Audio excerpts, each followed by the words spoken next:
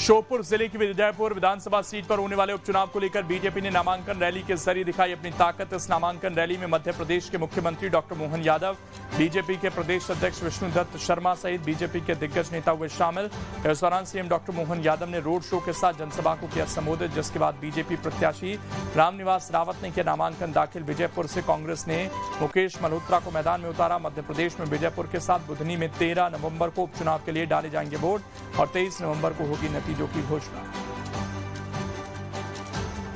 आज चुनाव के समय केवल फार्म भरने में अरे समुद्र की तरह आप उपस्थित हो, कितना बड़ा सैलाब है, अपने आप के लिए ताली बजाओ। विजयपुर का कोई क्षेत्र, कोई घर खाली नहीं है, इतनी बड़ी संख्या में आज आप उपस्थित हो। सही कहा माननीय नरेंद्र सिंह जी ने, इतनी बड़ी सभा कभी देखी नहीं। लेकिन ये सभा केवल सभा नहीं है, ये संकल्प है विजय का, क्योंकि नाम ही विजयपुर है। ये संकल्प है विकास का, ये संकल्प है सबके साथ चलने का। बुधनी सीट पर उपचुनाव की तैयारियां हुई तेज। कांग्रेस प्रत्याशी के नामांकन में शामिल होने के लिए राज्यसभा सांसद विवेक तनखा पहुंचे भोपाल। मीडिया से बात करते हुए उन्होंने कांग्रेस प्रत्याशी राजकुमार पटेल को बताया मजबूत कैंडिडेट और बीजेपी पर जमकर साधा निशाना। एक कर्मठ जांबाज कार्यकर्ता राजकुमार पटेल जी हमारे कैंडिडेट हैं। उनकी जितने चुनाव की पैरामीटर वहां इस वक्त फिट है, बढ़िया चुनाव वो लड़ेंगे। क्षेत्रीय जनता उनके साथ है, क्षेत्रीय भावना उनके साथ है। और सबसे बड़ी बात है कि बीजेपी में एक अंतर्कलह हो गई है, क्योंकि वहां की जो लोकल लोग हैं वो क्षेत्र वो उनके जो कैंडिडेट हैं भार्गव साहब जो विदिशा की है, उनको बुधनी क्षेत्र का नहीं मानते, तो एक क्षेत्रीय भावना उधर उभर के सामने आ गई है। रायपुर दक्षिण से कांग्रेस प्रत्याशी आकाश शर्मा ने शक्ति प्रदर्शन के साथ गुरुवार को नामांकन किया दाखिल। इस दौरान प्रदेश अध्यक्ष दीपक बैज और पूर्व सीएम भूपेश बघेल भी रहे मौजूद। नामांकन रैली में बड़ी संख्या में युवा और महिलाएं भी हुई शामिल। नामांकन के बाद दीपक बैज ने रायपुर दक्षिण उपचुनाव में जीत का किया दावा। भूपेश बघेल ने प्रदेश सरकार पर जमकर साधा निशाना। ऐतिहासिक जन सैलाब के साथ और तमाम हमारे वरिष्ठ नेताओं के साथ कांग्रेस पार्टी ने आज दक्षिण विधानसभा के उपचुनाव के लिए हम लोगों ने नामांकन भरे हैं। और निश्चित रूप से ये जन सैलाब और युवाओं और सभी लोगों के उत्साह को देखते हुए ये स्वाभाविक है कि हम दक्षिण विधानसभा की उपचुनाव को हम इस समय जीतेंगे। और 35 साल का रिकॉर्ड, 8 साल का इतिहास, इस समय कांग्रेस पार्टी बदलेगी। भारतीय प्रौद्योगिकी संस्थान भिलाई का 26 अक्टूबर को मनाया जाएगा तीसरा और चौथा दीक्षांत समारोह। भारत की राष्ट्रपति द्रौपदी मुर्मू मुख्य अतिथि के रूप में करेंगी शिरकत। दीक्षांत समारोह में छत्तीसगढ़ के राज्यपाल रामीन डेका और मुख्यमंत्री विष्णुदेव साय भी रहेंगे मौजूद। दुर्ग एसपी जितेंद्र शुक्ला ने बताया सभी प्रवेश द्वार से सिर्फ अधिकृत वाहनों की होगी आवाजाही, बिना पास के कोई भी व्यक्ति का प्रवेश होगा निषेध। 25-26 को माननीय राष्ट्रपति महोदय जी का यहाँ पे छत्तीसगढ़ में प्रोग्राम है। 25 को रायपुर में और 26 को यहाँ IIT भिलाई में तीसरे चौथे दीक्षांत समारोह में वो मुख्य अतिथि के रूप में आमंत्रित है। और उसी को लेके यहाँ पे पूरी ड्रिल और प्रॉपर प्रोटोकॉल जो होता है उन सब दृष्टिकोण से जो आवश्यक सुरक्षा व्यवस्था है उसको तैनाती की गई है। सभी गेट से लेके हेलीपैड से लेके कार्यक्रम स्थल से लेके और भी जितनी भी आवश्यक जगह हैं जहाँ पे माननीय राष्ट्रपति महोदय जाएंगी, उसको देख के जो सुरक्षा के आवश्यक मानदंड होते हैं उन सभी मानदंडों को पूरा करने का प्रयास किया जा रहा है, ताकि पूरा शांतिपूर्ण ढंग से प्रोग्राम को बहुत व्यवस्थित ढंग से अच्छे तरीके से कराया जा सके।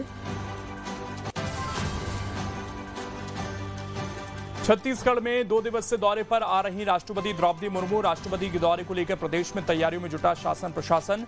राष्ट्रपति के दौरे को लेकर रायपुर और दुर्ग में किया गया हाई अलर्ट। सुरक्षा के लिहाज से चप्पे चप्पे पर जवानों की हुई तैनाती। माननीय राष्ट्रपति महोदय का मूवमेंट जिले में है और 2 दिन लगातार उनके कार्यक्रम हैं, कुल 5 जगहों पे, 3 जिसमें कन्वोकेशन भी है। उसके लिए आईजीपी रायपुर महोदय इसके इंचार्ज हैं और वरिष्ठ अधिकारियों द्वारा आज एक मीटिंग करके उसमें चर्चा की गई। सिक्योरिटी व्यवस्था के बारे में अलग अलग इंचार्जेस हैं। आज से हम लोग रूट और सारी चीज़ों की मैपिंग भी करेंगे और रिहर्सल भी इसके पूर्व आने के पहले कई बार रिहर्सल भी किया जाएगा ताकि जो ये विजिट है वो स्मूथ तरीके से किया जा सके। रायपुर दक्षिण उपचुनाव के लिए कांग्रेस प्रत्याशी आकाश शर्मा ने गाजेबाजी और बड़ी रैली के बाद गुरुवार को नामांकन किया दाखिल। नामांकन की चर्चा में आ गया एक वीडियो। प्रचार वाहन पर चढ़ने के लिए भूपेश बघेल ने जब हाथ बढ़ाया तो दीपक बैज ने कर दिया इनकार। मीडिया से बातचीत में भूपेश बघेल ने हंसते हुए कहा कि दीपक बैज मेरे अध्यक्ष हैं, अध्यक्ष होने के नाते मैं उनका करता हूं सम्मान। दीपक मेरा छोटा भाई है ना, हम लेकिन मेरा अध्यक्ष है, अध्यक्ष के नाते उसको पूरा सम्मान, लेकिन छोटे भाई होने के नाते हमेशा पैर छूते हैं और गले भी मिलते हैं। तो हम लोगों को जो प्रेम है वो तो बताए। ब्रिजमोहन के साथ विष्णु की बनती है क्या, ब्रिजमोहन के साथ ओपी की बनती है क्या, ब्रिजमोहन के साथ के अरुण साव के साथ बनती है, विजय शर्मा किसके साथ बनती है, और इसी कारण सारे लोग मिलकर उसको दिल्ली भेज दिए। मोमबत्ती किसने बुझाया था? यूपी विधानसभा उपचुनाव में राहुल गांधी ने अखिलेश यादव के लिए छोड़ा मैदान। दोनों नेताओं में समझौते के बाद यह तय हुआ कि कांग्रेस प्रत्याशी नहीं उतारेगी, वो समाजवादी पार्टी के प्रत्याशियों को लड़ाएगी चुनाव। बुधवार देर रात सपा सुप्रीमो अखिलेश यादव और लोकसभा में नेता प्रतिपक्ष राहुल गांधी के बीच फोन पर हुई बात, जिसके बाद अखिलेश यादव ने किया इसका ऐलान। अखिलेश यादव ने कहा, बात सीट की नहीं जीत की है। यूपी उपचुनाव के लिए बीजेपी ने 7 उम्मीदवारों की सूची की जारी। गाजियाबाद से महानगर बीजेपी अध्यक्ष संजीव शर्मा को दिया गया टिकट, जबकि करहल सीट से अनुजेश यादव लड़ेंगे चुनाव। पार्टी ने कुंदरकी से रामवीर सिंह ठाकुर को उतारा। इसके अलावा खैर सीट से सुरेंद्र दिलेर, करहल से अनुजेश यादव, फूलपुर से दीपक पटेल, कटहरी से धर्मराज निषाद और मझवा से श्रीमती मौर्य को टिकट दिया गया। केरल के वायनाड में उपचुनाव को लेकर प्रियंका गांधी ने नामांकन किया दाखिल। प्रियंका गांधी की चुनावी राजनीति में उतरने के साथ ही बीजेपी ने हमला किया तेज। बीजेपी ने प्रियंका गांधी वाड्रा के चुनावी हलफनामे में घोषित संपत्ति को लेकर उठाए सवाल। उन्होंने कहा, रॉबर्ट वाड्रा की घोषित संपत्ति कम, जबकि इनकम टैक्स विभाग की तरफ से टैक्स डिमांड की रकम अधिक। राहुल गांधी जो आज नेता प्रतिपक्ष हैं, किसी कंपनी पे आरोप लगाते हैं, उन्हीं के घर में एक व्यक्ति उसी कंपनी में इन्वेस्ट करके रखता है। सुचिता का क्या, जो बात आप कह रहे हैं उसकी प्रामाणिकता का क्या, आप पे विश्वास कोई क्यों करे, ये बताइए।